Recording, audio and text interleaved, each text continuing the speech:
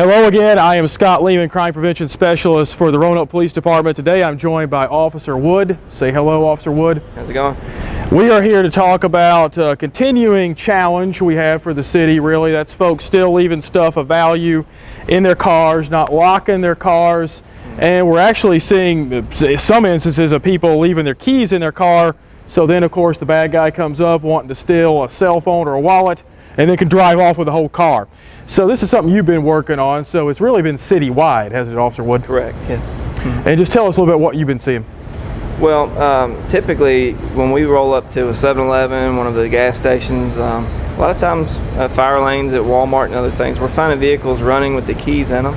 And you know, you've got purses and other things that are also secured in the vehicle. And we've had a lot of stolen vehicles related to just leaving the keys in that vehicle running. Yeah, and it's just like I tell people when I give crime prevention speeches, if you were to see me walking up to this truck here, and you know what they'll do is they'll try door handles. So you know this one's of course locked, so they'll try door handles. But if you were to see me get in an open car door, you know what's really suspicious about that? Right, we'd have to see you doing more than one or looking suspicious. It'd have to be something that we could articulate was wrong before we could really, and a lot of people when they're just doing their shopping and whatnot just kind of look, blow that off when they see it. They just don't think anything of it. And one thing I always get to is, well, Scott, if I lock my car, if I leave the car unlocked, then they don't have to break in because the break-in leads to a repair, it leads to my insurance going up. But really, people need to lock their cars, don't they? Yes. I mean, and some of the people that are doing these larcenies from vehicles are quite honestly just nasty. They're covered in urine and stuff, and do you really want that in your vehicle? Yeah. I mean, just lock your cars. I mean, and it is drug driven, a lot of this, and I tell people too, you don't want your neighborhood or your area being the place where people go to get into unlocked cars, because these people talk, you know, and they'll know where to go. But I think we did the numbers, ran the numbers, I think from a calendar year in July, so July 1st to July of 16 to July 1st of 17, out of I think 170 vehicles, that sound about right to you, that we had stolen in Roanoke, about 50 of them had the keys in it.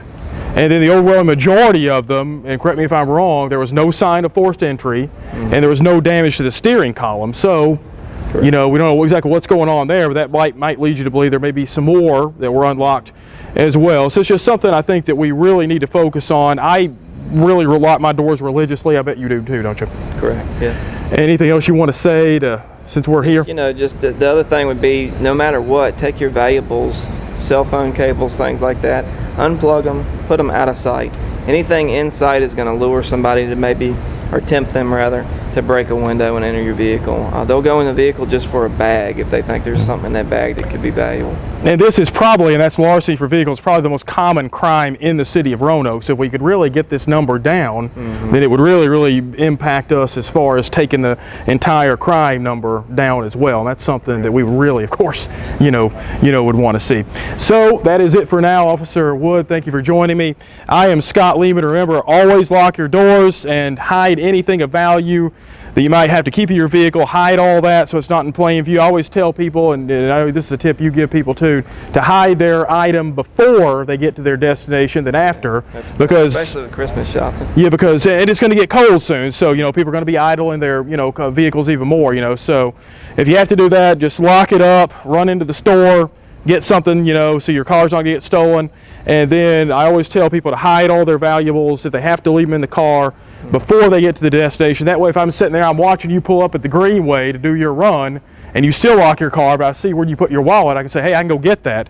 Whereas if you just come up there and you just get out and lock your car, I'm saying, well, he probably doesn't have anything in there, worth stealing. Correct. So another important tip. That is it for now. For Officer Wood, I am Scott Leamon, and we will see you later.